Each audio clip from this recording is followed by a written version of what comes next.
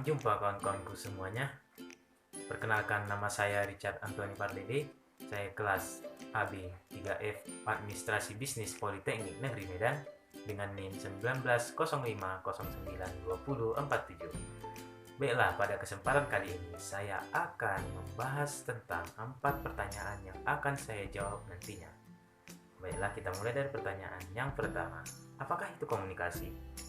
Dan kapan terjadi komunikasi tersebut?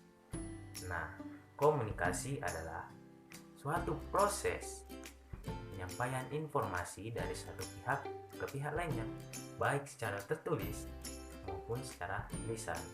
Nah, kapan terjadinya komunikasi tersebut?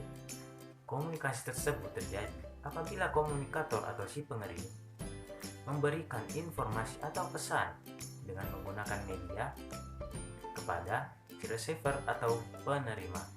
Kemudian receiver akan memberikan kembali feedback kepada komunikator.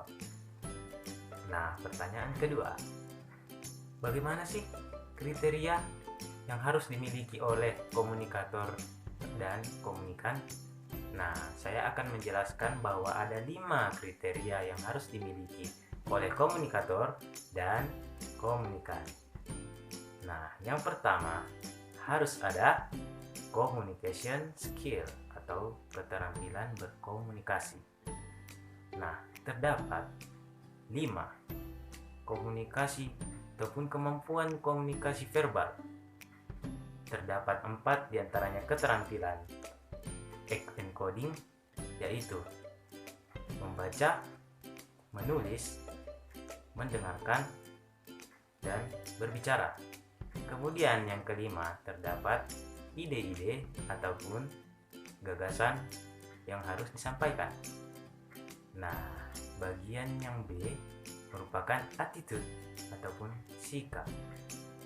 Sikap sangat diperlukan bagi seorang komunikator agar dapat menyampaikan pesan ataupun informasi dengan lebih jelasnya. Nah, oleh karena itu, apabila kita ingin menjadi komunikator, kita harus menyenangi dulu si pendengar tersebut. Apabila kita telah menyenangi si pendengar tersebut, tentu kita telah mengetahui sifat dari dia atau attitude dari dia, maka akan terjadilah rasa simpatik dari kedua belah pihak tersebut. Nah, bagian yang C adalah knowledge atau pengetahuan. Apabila kita menjadi seorang komunikator, kita harus memiliki pengetahuan yang cukup luas. Karena apa? Apabila seorang komunikator tidak memiliki pengetahuan yang luas atau dikatakan pengetahuannya sempit atau biasa-biasa saja atau kurang memadai, maka dia akan kesulitan dalam menyampaikan ide-ide ataupun pesan informasi kepada si pendengar. Nah, bagian yang keempat adalah sistem sosial atau social system. Nah, sistem sosial ini merupakan sistem di mana kita bagaimana berkomunikasi di dalam sosial ataupun di dalam masyarakat. Nah, terdapat beberapa sistem yang terpakai di dalam komunikasi. Apakah engkau berada di sistem sosial masyarakat, sistem sosial sekolah, sistem sosial universitas, sistem sosial lembaga-lembaga hukum, pastinya sangat berbeda. Nah, bagian E adalah budaya ataupun kultur. Nah, budaya merupakan kebiasaan yang dilakukan berulang-ulang yang diturunkan dari generasi ke generasi sampai ke generasi yang berikutnya.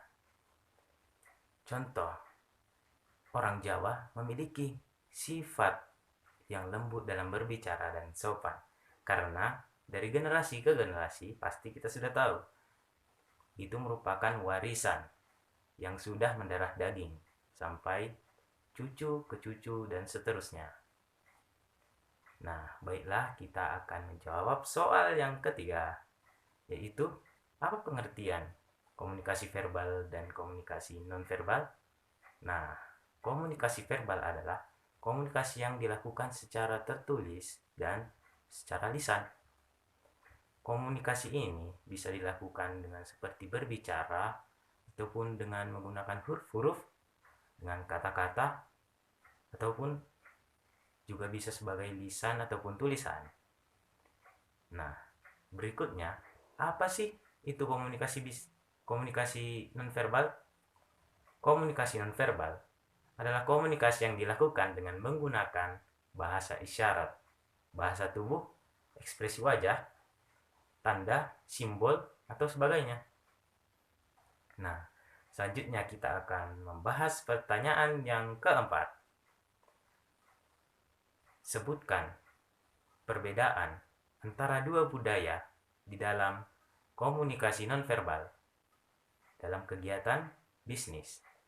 Nah, saya bisa contohkan seperti dua budaya antara budaya Batak dengan budaya Jawa di dalam suatu presentasi bisnis. Contohnya, orang Batak biasanya menyampaikan sesuatu itu dengan emosional berbicara saja, bukan emosional perasaan. Nah, pastinya orang Batak itu rata-rata budayanya itu berbicara dengan lugas ataupun tegas. Mungkin bagi orang lain di dalam presentasi, mereka tertekan dengan pembicaraan ataupun komunikasi yang diarahkan oleh orang Batak tersebut. Karena tidak terbiasa, maka mereka non-Batak beranggapan bahwa itu merupakan emosi si orang Batak tersebut. Namun pada hakikatnya, orang Batak tersebut itu merupakan kebudayaannya sudah turun-temurun bahwa mendarah daging berbicara dengan tegas ataupun lugas. Nah, saya bandingkan dengan budaya Jawa. Budaya Jawa kita tahu bahwa mereka berbicara dengan lembut, sopan.